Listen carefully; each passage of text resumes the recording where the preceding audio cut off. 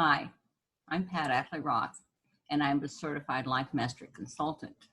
First, I want to wish you all a very nice Easter. And I know it's not the ordinary Easter you used to, but please know that God is still in the center of our lives and in the center of our hearts. And hopefully you were able to do like we did and watch on TV this morning in a worship service and have some connection with your family, even if it's a phone call, a Skype, or a Zoom. What I'm going to be talking about today is a program that I offer people, but it's called Standing Firm When Your World is Shaking. And at the end, we'll have room for questions you might have, and I'll try to help you as much as I can. I saw the red light, the blue light. I thought, oh boy, he's got me. Have you ever had that feeling? You know he's got you. I was driving down Highway 9 in Oklahoma. I had received word that my mother had cancer and I needed to get home. I'd left Dallas and I was driving as far as Oklahoma City. I was going more than what I was supposed to go. But he was a very nice gentleman, and he asked me, he says, so where are you headed? And I said, 3 miles down the road. My daughter-in-law was there and I was going to spend the night. And I said, what's going on? So I told him about my mother dying and I was trying to get home before she passed away. He said, I'm going to give you a warning, but I want you to slow down because this is the most deadly highway in Oklahoma and there's more deaths on Highway 9. I very carefully went on to my daughter-in-law's and spent the night driving into Nebraska the next day and getting there at 6 o'clock at night. On the way, they kept calling, saying, where you at? Where you at? And I would tell them my location. Mama's asking for you. And I just rushed as much as I could. At one point, I was talking to them and I was crying and I missed my turn. I realized it right away and I turned around and went back. But I got there at 6 o'clock. All my brothers and sisters were there, my daughter and the pastor. I think everyone thought that once I got there, Mom would let go and pass on. But she didn't. She waited for me. I kept telling her, Mama, just hang on. I'm coming. I'm coming. I was blessed to have 2 more weeks with her. The first week, she was pretty coherent. The last week wasn't always the best. But she knew I was there. She knew I loved her, and she was able to tell me that she loved me. She was 3 weeks shy of her 98th birthday. And yes, it was a dark time. I hated losing her. But I found that I was stronger than I realized I was because I had to do the executive part and we had to make arrangements. And Mom and I had made a lot of them ahead of time, but there's still the finalness of it. And I took a couple days that I just shut down. I was in my pajamas all day and I cried all day. And that's okay, as long as you don't get stuck there. But I came out stronger and I'm okay now. I miss her and I will always miss her. If anyone's had a loss, this system applies to you. Right now, we're addressing the virus. A lot of people are out of work. You're not getting an income. Maybe you're losing your home. It's going to be a transition. Children are home. Spouses are together 24 hours a day. It's going to create a stress on you. But whether it's that, a death, a divorce, or a relationship falling apart, you're still going to go through certain stages. And we're going to talk about 4 stages today. But the virus of life has changed. So if you're feeling disconnected, be sure to reach out. Whether it's to fellow workers, your family, my sewing friends in Nebraska, and I'm in Dallas now, but my sewing friends in Nebraska, and I set up a webinar Friday afternoon where we talked for 3 hours. And it was so good. I felt so connected to them and I didn't feel so isolated. So find a way to reach out because it will help. And we're going to have difficult times because we're human beings and that's part of life. But be compassionate to yourself and others. Not compliant. Compliance doesn't help anyone. But be compassionate and be authentic to your own pain and to other people's pain. Be sincere. And in the Bible, it talks about, yea, though I walk through the valley of the shadow of death. It doesn't say I pulled up a tent and stayed there. You walk through it. Throughing something means there's a beginning and there's an end. Yea, though I walk through the valley of shadow of death, I will fear no evil, for thou art with me. Thy rod and thy staff that comfort me. We know that through any of these situations, good or bad, we are not alone, that God is with us. He is watching out for us. The key thing is to have the circumstance, but don't let the circumstance have you. Rise above it. And you know, if we make the circumstance large, that makes us small. We don't want that. We want the opposite. We want to be the larger part and we have control of the circumstance. I have a map going through these difficult times, and mine is the Standing Firm When Your World is Shaking program. It has helped me tremendously. And we can create expansion in our life, even in difficult times. Difficulties are inevitable. That's life. If you're going to be alive, you got to run into difficulties. And you get to decide, though, if you're going to make it a good difficulty or a bad difficulty. And that will put you into the fight or flight or freeze. Fearful situations. You might stand up and fight it, or you might run away from it, depending on what the situation is. If it's a coworker or a relative that you don't care to be around, you might not have a choice about it. You've got to go to work every day. You're going to meet them at family reunions or gatherings or anything like that. You know, how you deal with it is the key. But know that it's in you how you deal with it. That other person doesn't need to know how. And I want to try something with you. It's called How to Breathe. Now that sounds kind of silly, I realize, but it's called the pursed lip breathing system. And what you do is you breathe in through your nose and out through your mouth, as if you're blowing out through a straw. Take a deep breath and out through your mouth. Again.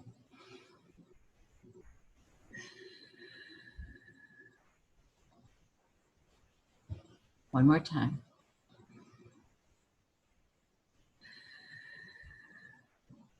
You do it 3 times. That it relaxes your body and puts you in a parasympathetic state. And you can look at things better. You can focus better. You're more relaxed. You've gotten rid of the initial shock of it. Now, in week 1 of this program is called the Dark Night. And we want to normalize it. I've got my notes here because there's a lot of material to read and go over, and I want to make sure I give you as much as I can possibly give you and not miss anything. First, I want you to notice what you're noticing. Are you paying attention to negative things? Are you watching the news all day long? Are you watching CNN or Fox? Continuous negative news. That's really depressing. I want to know what's going on in this world, but I don't want a daily dose of it. So pay attention to what you're paying attention to. Put on an old movie or the old shows that were just genuinely funny and just made you laugh. It's good to laugh. It's a wonderful release of stress and tension. And know where you want to end up. You want to go through it. but you also want to grow through it. You come out on the other side being stronger, more knowledgeable than when you went in. And there's always more than what's showing. Mary Morrissey, the one that founded the Brave Thinking Institute that I've been trained under, talks about the time she went to a store. And the clerk was just really very abrupt, very rude, and just, oh, that's not the right price on that. It should be a different price. And the clerk took it back and she scanned it, fixed it, but she was just really huffy. And Mary walked out to the car, and the little guy helping her carry her groceries and putting her groceries in the car. She said, I don't mean to gossip, but that was probably the rudest clerk I have ever had. And the young man said, yeah, she's really having a bad day of it. Her only son, and she's a single mother, was hit by a car yesterday. He's in the hospital. And I'm sure that she would much rather be at that hospital with him, but she's got to work because she's the sole provider of their family. Mary said automatically she felt compassion. We don't know that other person's story when we meet him. So have compassion. Our mates, we know, but we still need to have compassion and have patience because we want them to have that with us too. If you surrender, these 3 things can happen. If you cave in to the situation, these 3 things can happen. 1, you get a feeling of release. You stop fighting it. You just let it go. Well, it happened. I can't change it. Just let it go. Or 2, you can have a feeling of relief. Maybe you lost your job and you've been thinking about switching jobs. And this is a wonderful opportunity to take that leap. Kind of gives you that little nudge that you needed. 3, you have a strange feeling that you don't want to leave this and you want to learn more from it. Maybe you're not ready to go back to work. You're really enjoying the time with your mate and you kind of like to prolong that a little bit longer. So week 1 is, number 1, you want to dare the dark. You can't deny it and you can't get rid of it. The situation happened. I lost my son to suicide when he was 23. That was probably my darkest night. I can't get rid of it. I can't change it. I would love to go back and change it. I can't. And you can't get rid of it. It's not going to go away. 2, remind yourself, you are more than the challenge. Know you are more. And notice what you're thinking. Are you having positive thoughts? Or are you dwelling on negative thoughts? Who are you hanging around? Are they negative people? Are they strong, positive, enforcing people that can help you, give you a cushion to fall on, but also help you get back up and keep going? Because you have to keep going. And just remember that your thoughts turn into feelings, that turn into actions, that turn into results. As an example, if I thought I would like a brand new pearlized white Escalade, that's a thought. Thoughts turn into feelings. Boy, that leather would just feel so nice on my skin when I sit on it. And that steering wheel just nice and smooth, and the beautiful sounding radio in it. Those are feelings. And feelings turn into actions. The action would be to go to the dealer and test drive the car. Actions create results. You buy the car. So first the thought of I'd like to have it and what it was. Second, you had the feeling how it would feel to be driving it. Third, you took the action to go to the dealer. And fourth, you got the vehicle. You can use this process in any of your situations. Now, if you don't like the results that you're getting over here, you have to change the thoughts that you're having here. If you want better results, you have to bring up your thoughts, which will bring up your feelings, bring up your actions, and change your results. If you don't like your results, look at what you've been thinking. Are they positive or are they negative? And choose a growth mindset. Decide you're going to grow from this. You want to learn new things, even if it's simple life lessons. You learn from it. My mother had a 12th grade education. She's one of the smartest people I know. She had so much common sense. I wonder how far she could have gone if she'd gone to college. Or my dad too, 9th grade education.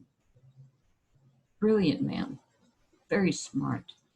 Never got to finish high school. Got a GED in the Navy and went on to build his own business with an insurance company and did very well for himself. He saw an opportunity and he took it.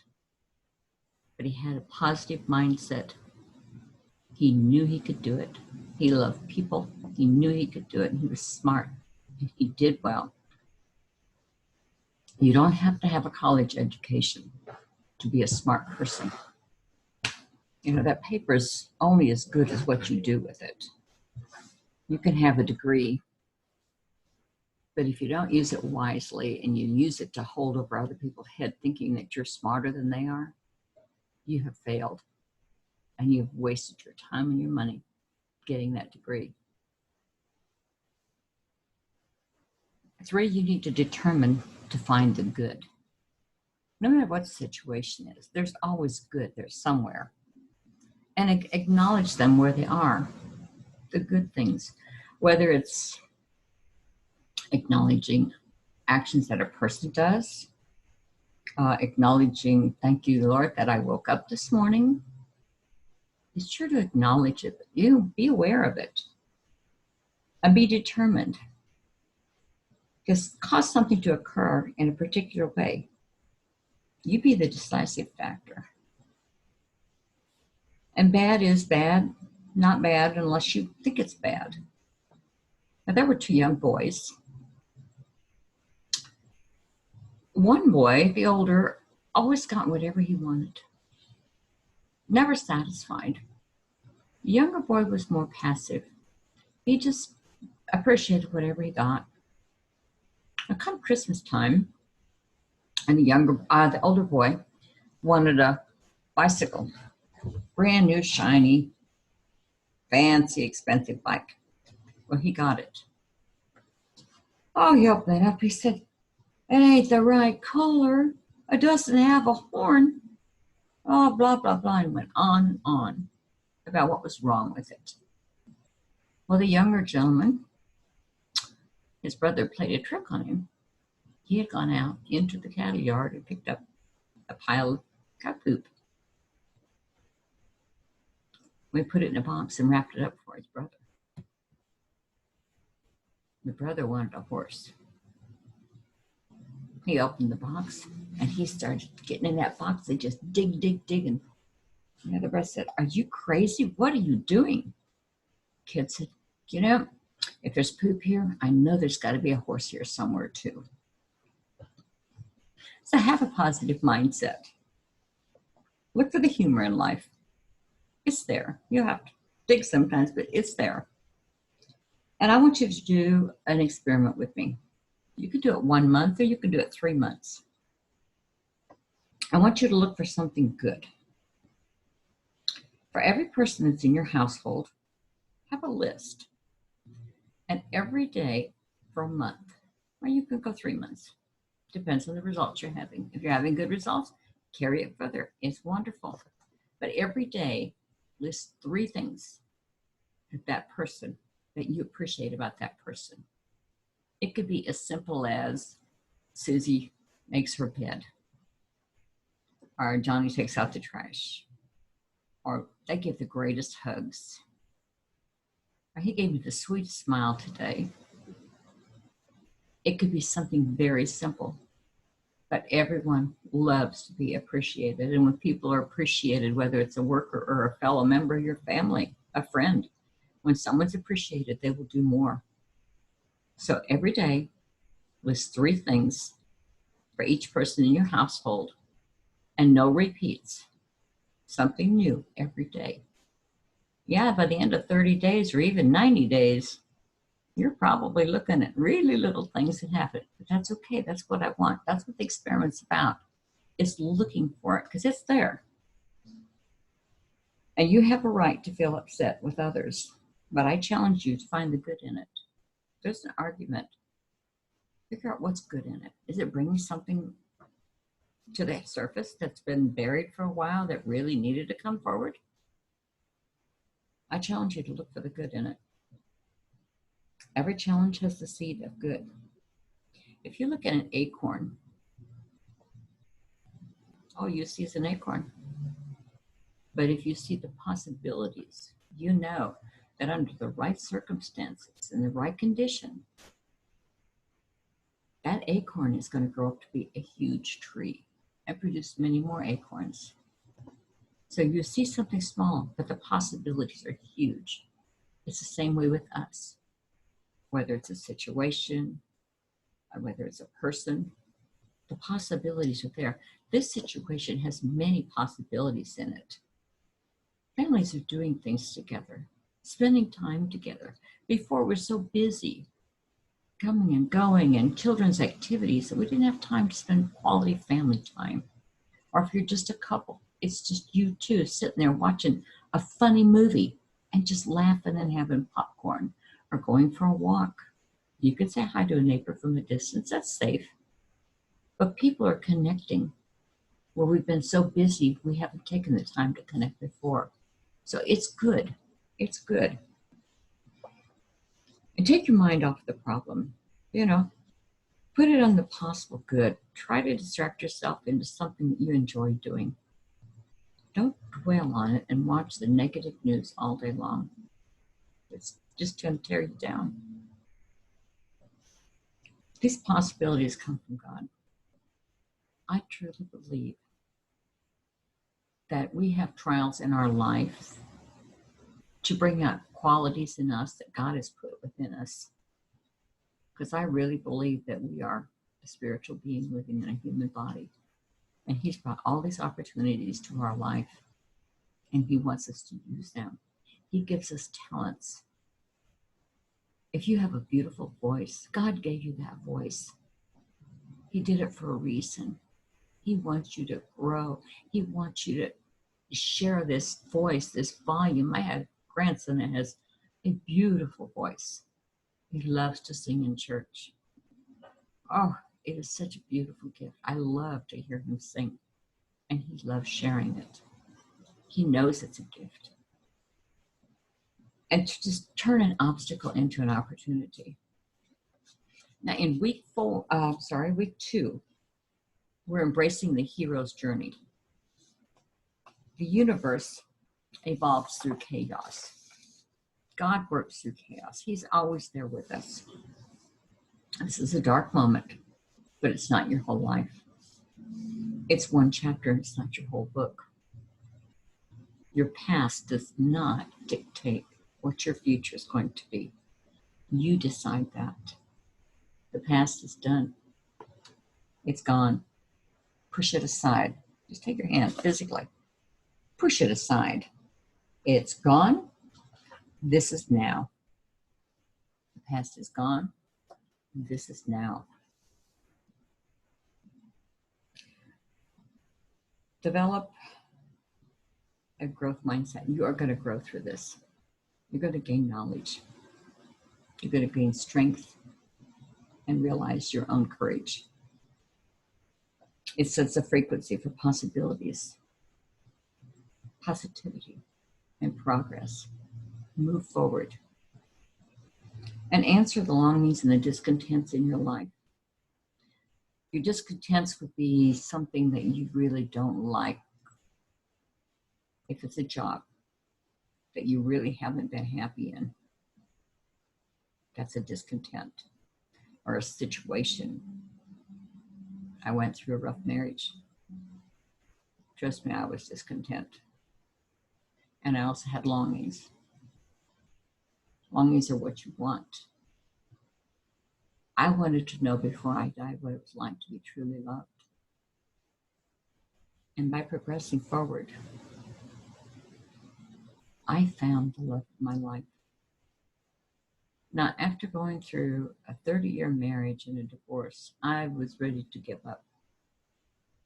But the Lord had better things ahead for me. But I kept my heart open. And when you keep your heart open, God will answer those prayers. But pay attention to your longing and discontent. This is a potential moment for transformation. Things can change.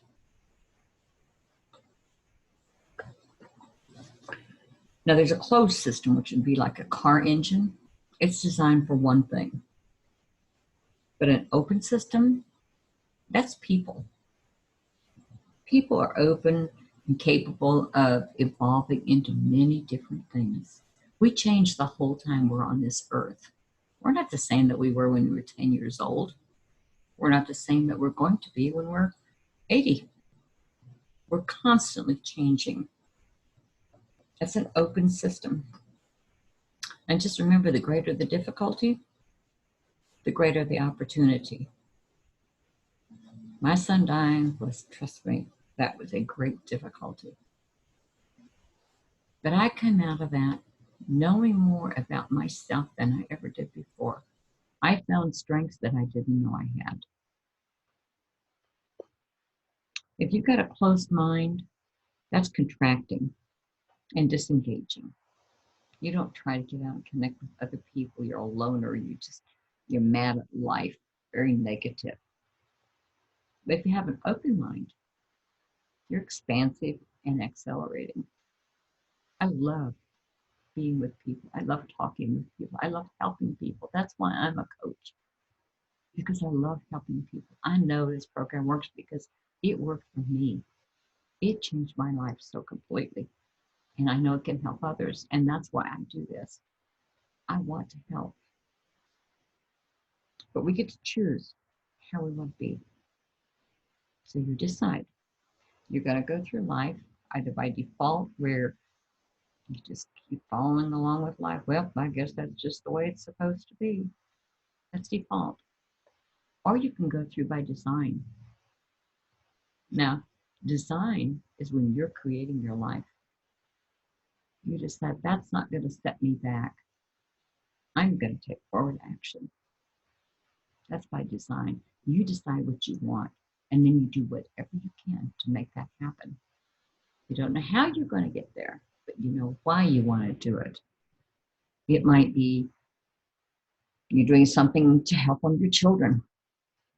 You don't know how you're going to pay for that college tuition, but you really want that chance to be there, that opportunity for your child. That's your why. You'll figure out a way. When we have a passion in our heart and know what we want, we'll find a way to make it happen, and it will. I'd like you to have a to-be list. On a to-be list, I want you to be compassionate. It's about you. And I want you to list only 3 things.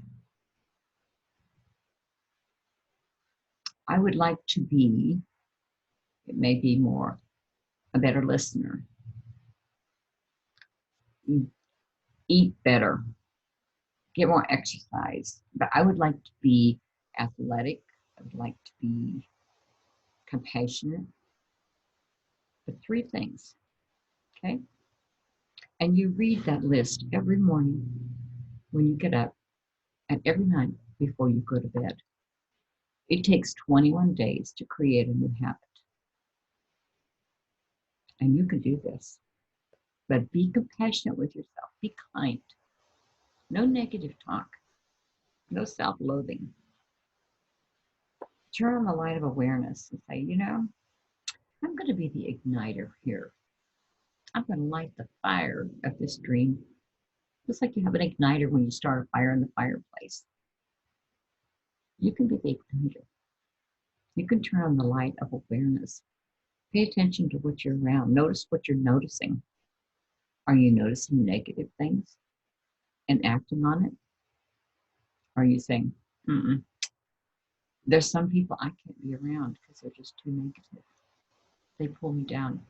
But I'm aware of that. So I can catch myself. I can either avoid that situation if at all possible, or I can just simply say, that's interesting. It doesn't mean I'm agreeing with them. I'm just talking.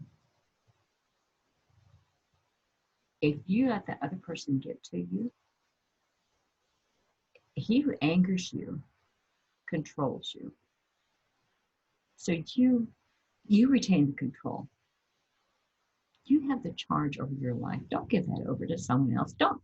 Joyce Myers always says, don't let someone else steal your joy.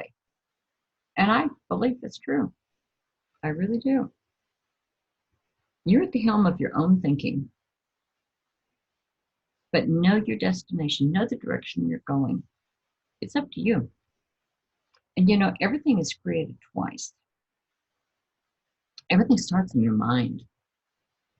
The clothes you're wearing, the furniture you're sitting in, the building that you're living in.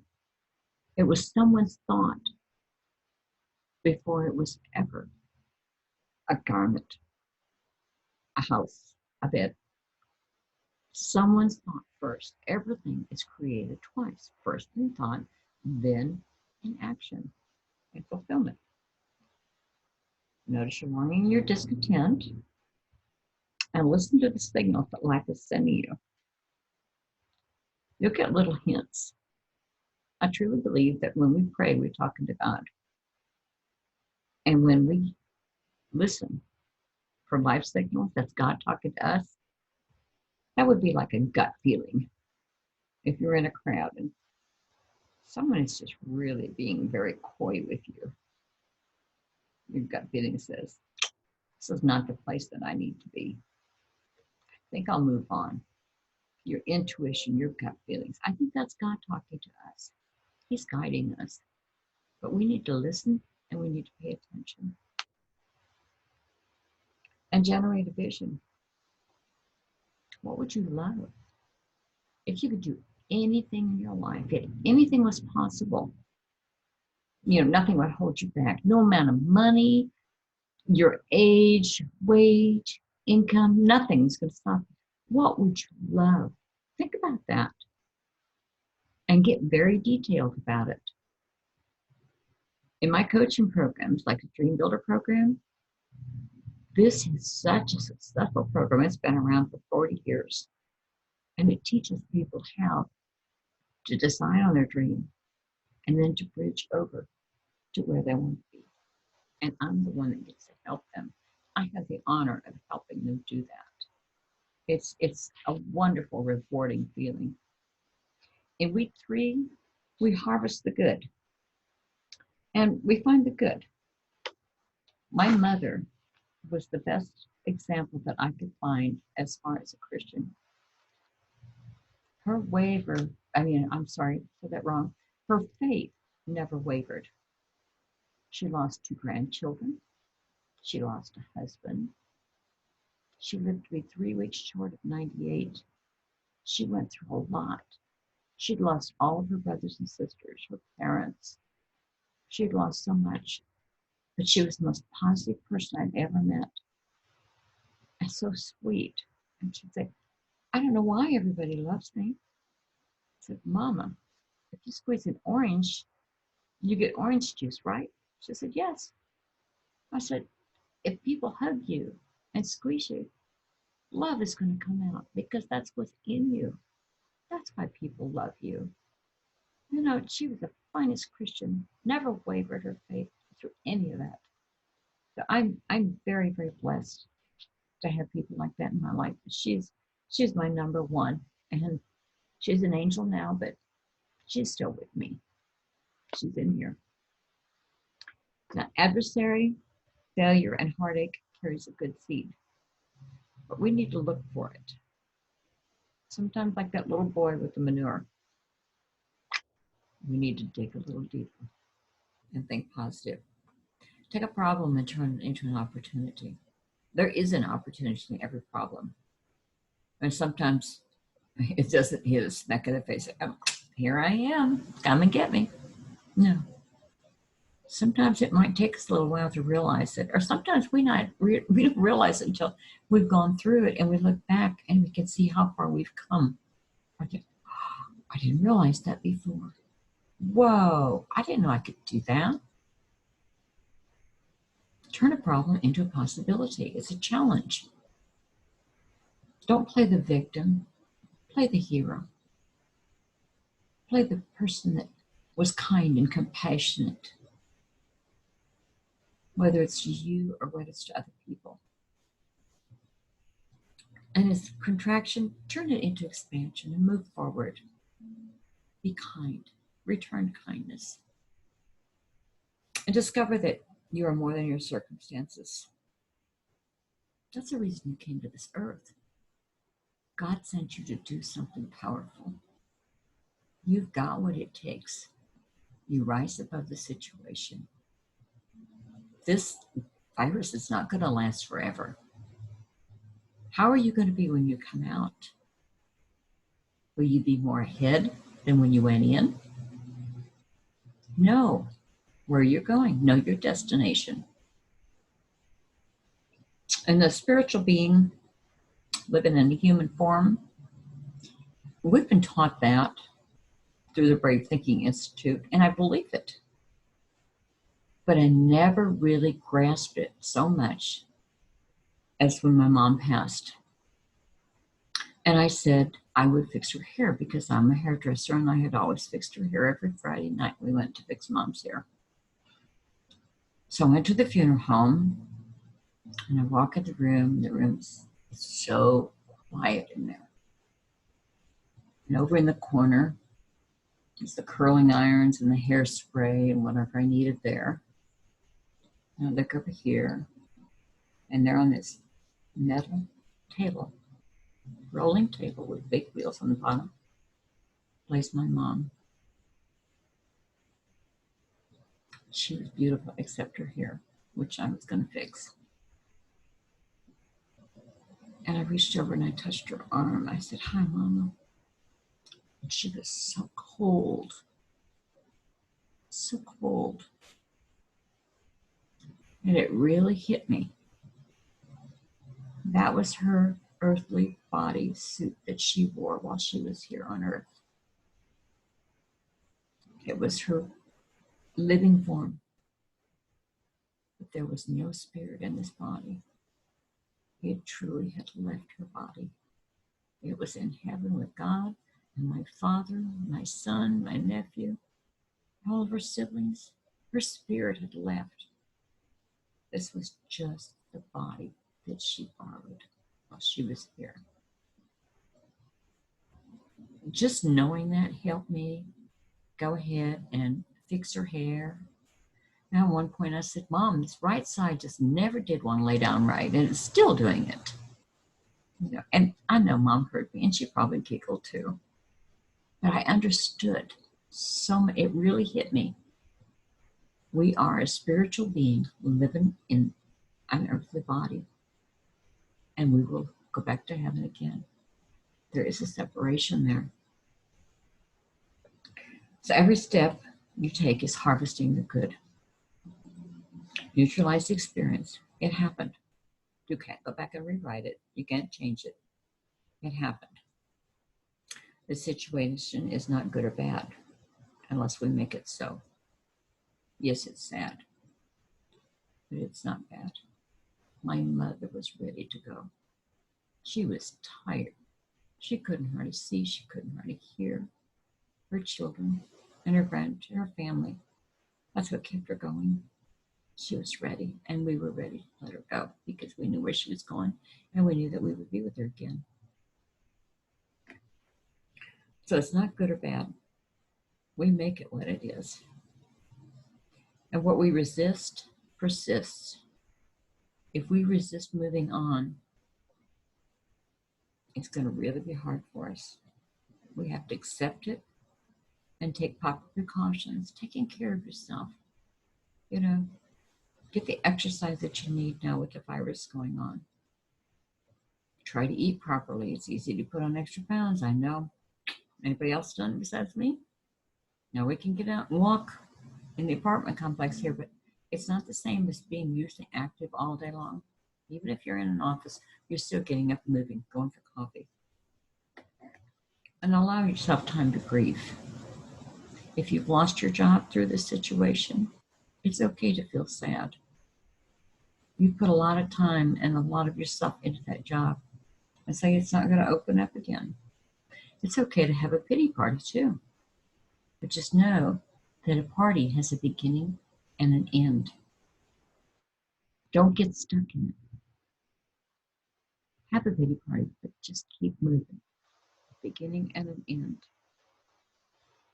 I stand by my clients when they go through their dark nights, whether I'm taking them through this course of shaking, standing firm when your world is shaking, or whether it's through a Dream Builder program, or I've got year-long clients that will work into my VIP clients.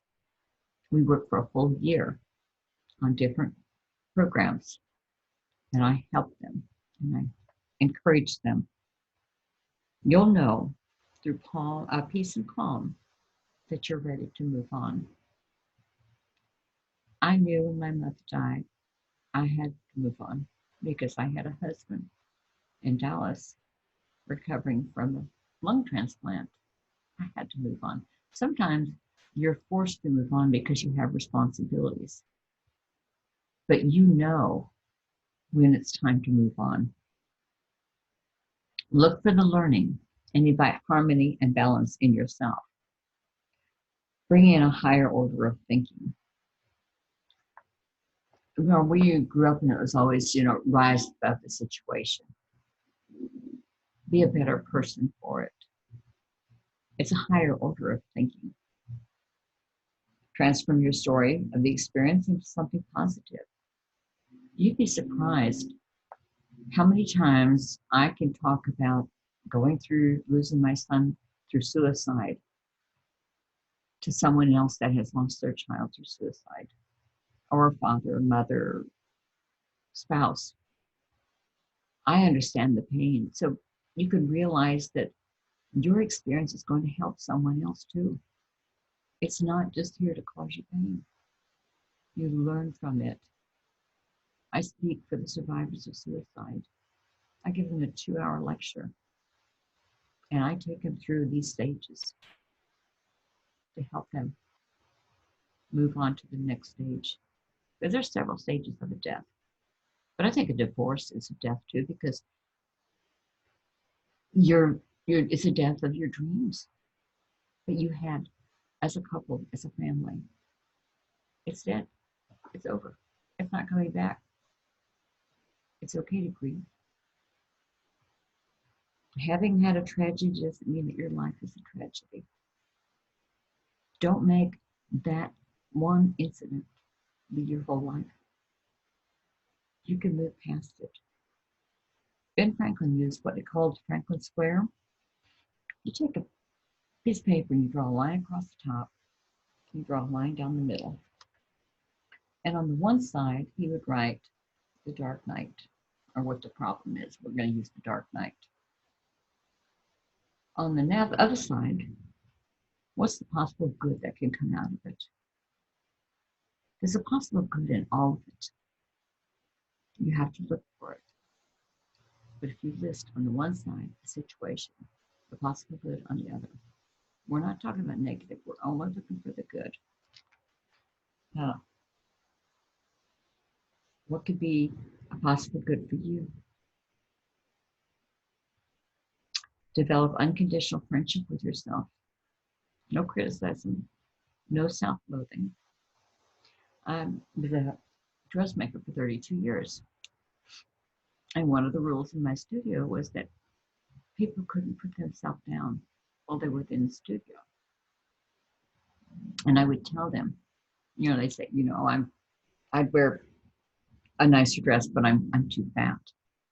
Mm-mm, not allowed. You're not allowed to put yourself down in the studio. There's too many people out in the world that are ready to do that for you. I will not let you do it yourself. And you would be surprised. They knew when they came in there, I was there to help them, not just with their clothes, but I wanted them to feel good about themselves when they walked out of my studio, whether it was wearing the clothes that fit them right in the right places, or the personal feeling that they felt respected and loved. That was really, really important to me. And you can do the same thing. Love yourself. No criticism or self-loathing. And impact and repetition are needed to change a paradigm. Paradigm is a belief system that you have in yourself. It may be something that you were taught as you were growing up as a child, something that a teacher taught you. Paradigms can be good and they can be bad. Someone taught you constantly, you're not smart, you're just dumb. You grow up thinking that you're not smart and you're dumb. You can replace that paradigm by either impact or repetition. You can either keep repeating to yourself, I am a good person. I know I'm strong. And repetition of a new pattern that you do to replace that old pattern. Or impact. If there's a situation that happens that just totally knocks you out of your character and it contradicts what you've been brought up to believe, whoa, all of a sudden, that will change your thoughts about a process or a belief system. Might be belief in people. You know, people, you go through a divorce or a death, you're going to find out who really cares about you. And you will be surprised the people that come forward and reach out to you. Let them help you. Don't shut them out. Let them help you. They want to help you and they don't know what to do. In this situation, you could put a dinner on your neighbor's front porch. Easter egg baskets for your grandkids. Put them on the porch and then leave. A friend of mine did that.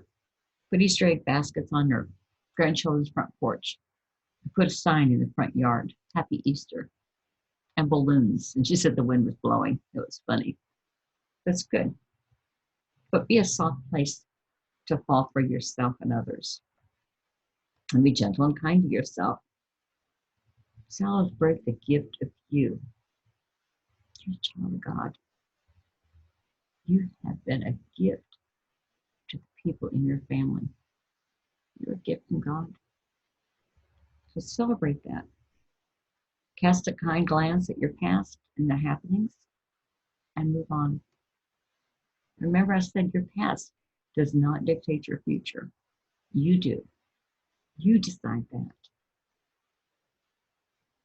And those things that happened to you, they made you the person you are today.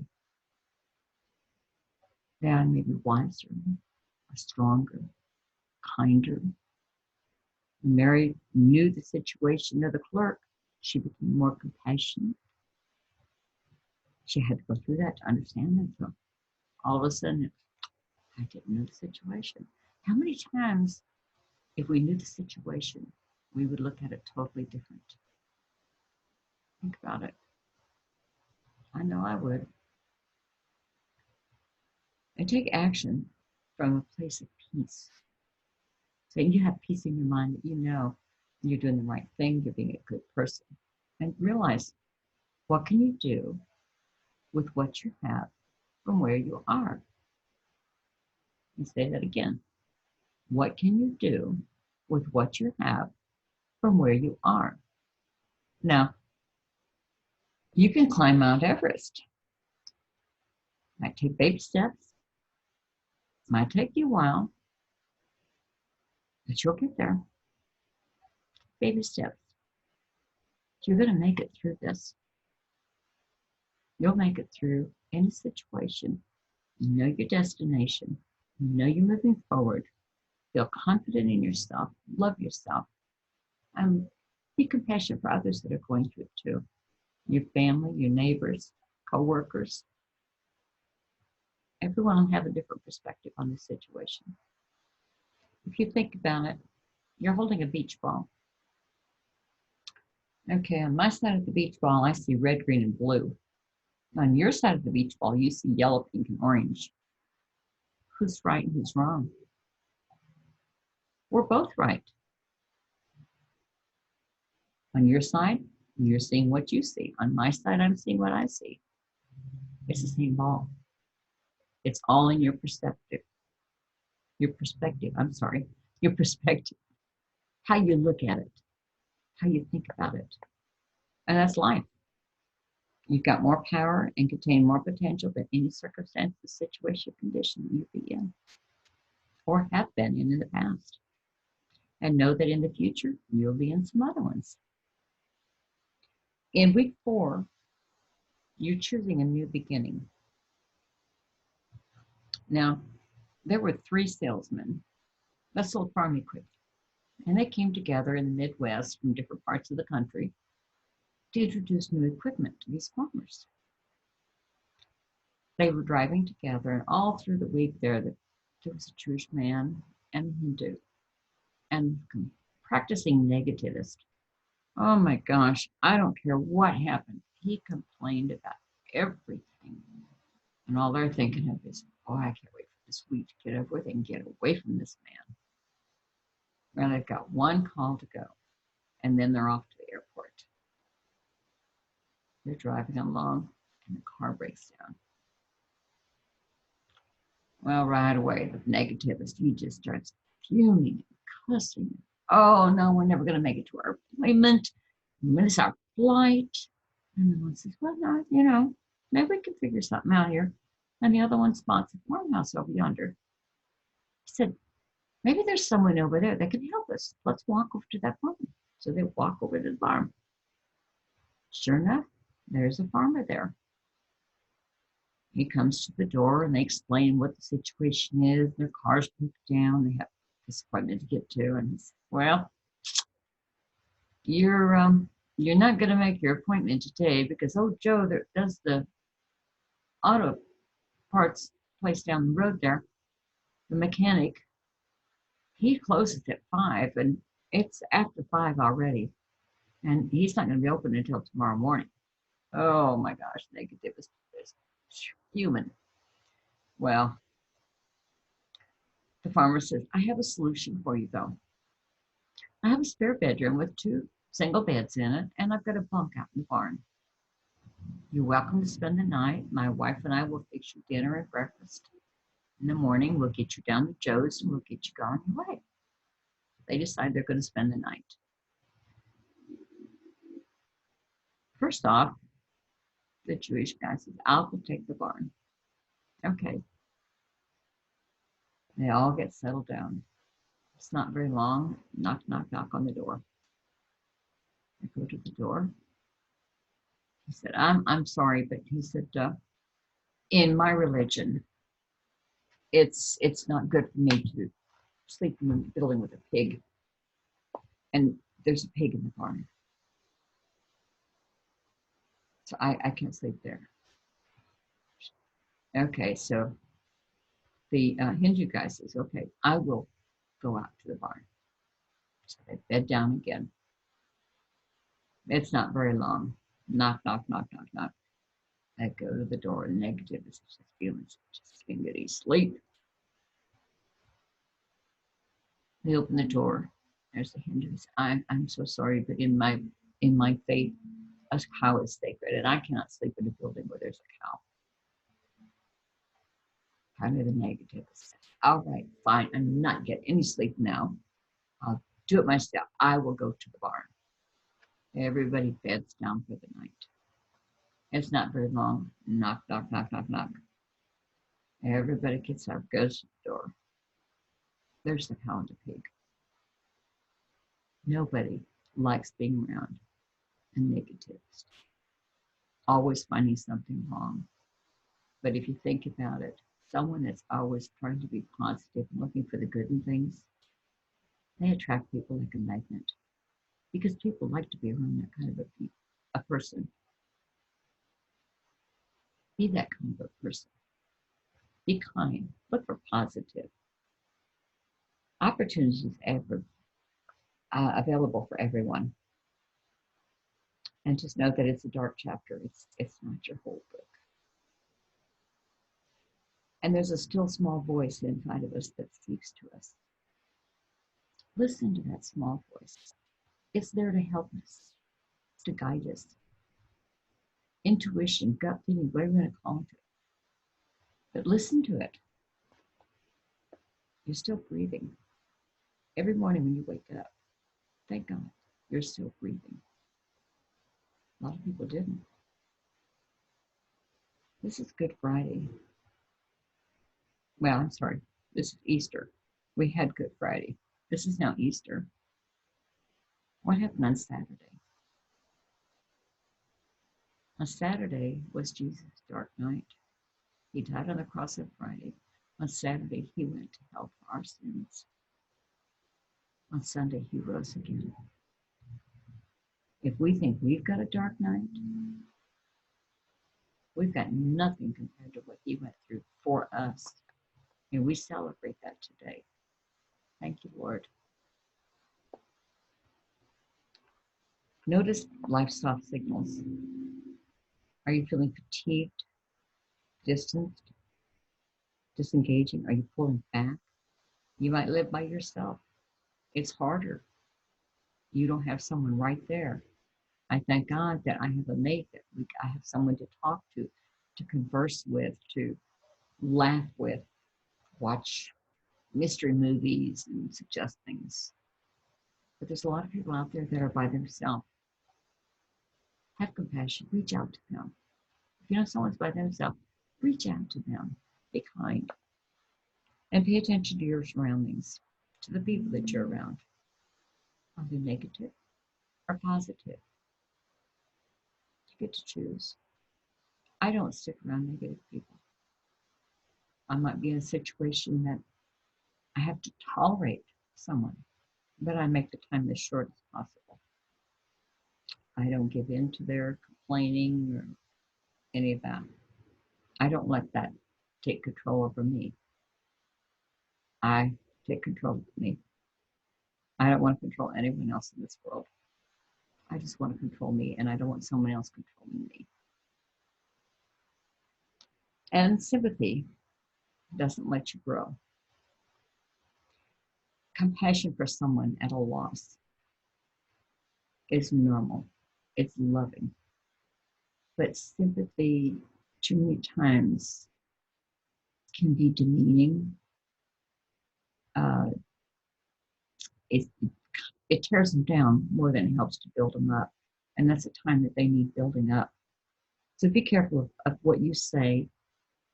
When I lost my son, one of the cards that I've got, someone had written in there, be glad he didn't take anyone else with him.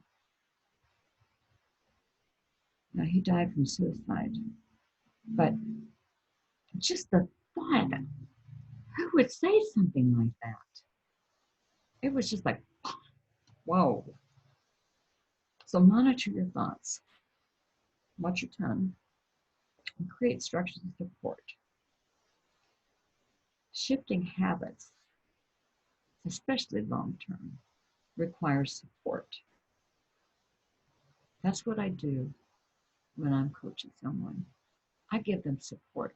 It's their dream. It's their life. I don't tell them what to do, but I encourage them. I help them. They decide. They make those changes. It's their life. I want to enjoy them, to have them enjoy reaping their harvest. You get to decide for the life that you want. The Dream Builder program is a 90-day program that I take people through about what it is that they really are dreaming that they want in their life. And I help them figure out a way to get it. There's a way. If you really want it bad enough, there is a way to do it. Or there might be someone that wants to work with me for a full year, and I have 5 different programs that I will take them through. working with the law of nature, the law of the land, the law of money, abundance, all of those things, we really get deep diving into that stuff. It's powerful, very, very powerful. It has changed my life so much. In fact, that's why I call my business life-changing coaching and consulting, because it really did change my life. I went from a negative 30-year marriage that was so discouraging to living a life that I wished everyone could have. I wouldn't wish what I had to go through on anyone, but I would wish for them what I got in the long run for having gone through that. And sometimes we don't realize how good we've got it until we go through a rough time and look back and realize, really, really appreciate what we have. Now, we have an access to our inner sanctuary.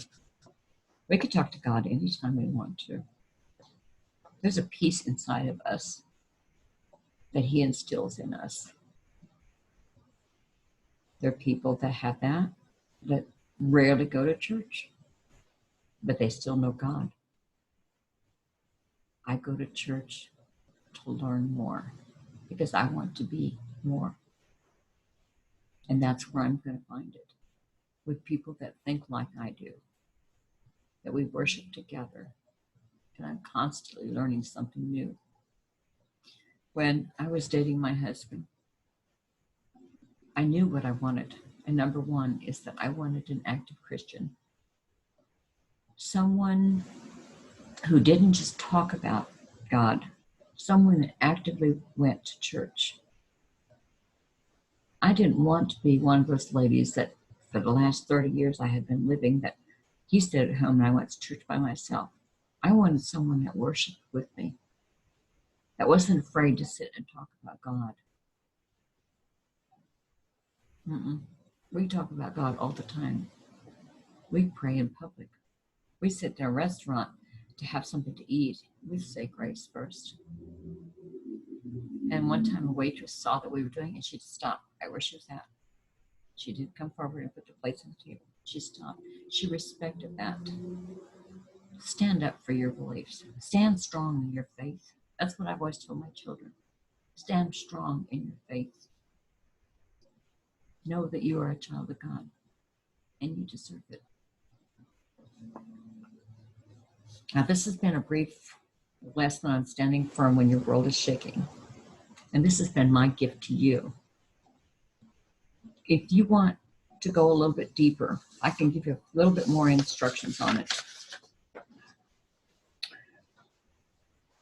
This program is designed to provide you with all the tools that you need to travel through rough terrains that life can offer and help you to reframe or remain firm when your world around you is shaking. Over the 4 weeks, we'll explore the technology of how you navigate through these times in our lives when it may feel like the light is not shining on us, a time that is sometimes referred to as the dark night. We'll discover the dark night will birth a new, larger version of you. In week 1, the dark night, during this week, we'll be looking at the possibilities and potentials and how we can have our circumstances without allowing them to have us. We'll learn that the dark night experience is inevitable to us all, but is also a time when something greater is seeking to emerge through us. We'll learn how to harvest the good those circumstances have to teach us. And we'll learn how to use those circumstances to create a new beginning. This week, we'll study the tools for navigating the dark night. In week 2, the hero's journey, our journey, we'll explore the hero's journey and all of its components. We'll develop the tools for traversing through some of the tougher terrains of life when it may look like all is lost. We'll discover some of the spiritual principles that supports us standing firm when our world is shaking, including how to build spiritual muscle. We know how to do physical muscle, but we'll build the spiritual muscle. And taking the long view and being called to a higher ground. Week 3 is harvesting the good. This week is about harvesting the good that the challenging circumstance can bring to us. It's about allowing our experience to take us forward rather than to take us down. It's about making sure that we get the one thing that it came to teach us. There's a lesson in all of it. What's the lesson? I used to ask my children, what's the life lesson here? Everything has a life lesson. From early on, I taught them that. We'll discover that when your world is shaking, we respond by either using it to take us forward or to take us down. You'll learn the tools for harvesting the good when a challenging situation comes to your way. And in week 4, it's an opportunity for a new beginning. During the last week of standing firm when your world is shaking, we'll learn that we never complete this work because we are in a world of circumstance. The opportunity to apply the things that we've been learning just gets more deeply ingrained in us as we move forward in life. Life sends us soft signals. If we don't pay attention, we're going to get some softer signals, or stronger signals. Let me say that again. If we don't pay attention, we're going to get some stronger signals from the universe to help us ultimately stay on course with our own soul pattern for life purpose. If we learn to pay attention to those soft signals and ask ourselves some key questions, we may be able to avoid the jolt. This week, we'll learn how to pay attention to life's soft signals, how to create structures of support for change, how to decide for the life you want, and how to access your inner sanctuary, and how to create true beginnings. I would look forward to working with you.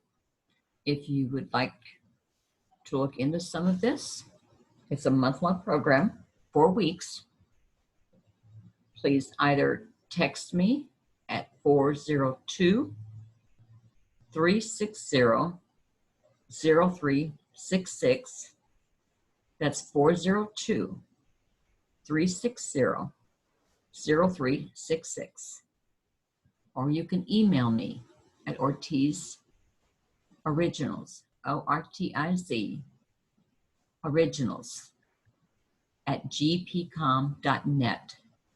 Ortiz Originals at gpcom.net. I would be glad to give you a free 30-minute consultation, which is valued at $250. I have a few of them open for this week. Please either text me or email me, and we can set up a time that will work for both of us. I would love to discuss this with you more.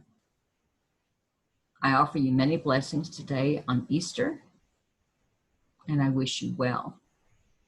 I hope that you will remain strong, and I know you can do it. If you have any questions, please feel free to call me, and I will be, I have recorded this. I will be posting it so you can listen to it at a later time if today wasn't convenient for you. I realize today is a holiday. It's a family time, but I know that families aren't able to get together. So I thought you would be home more and I might be able to reach more of you. But please feel free to look at this at another time. And thank you very much. Bye for now.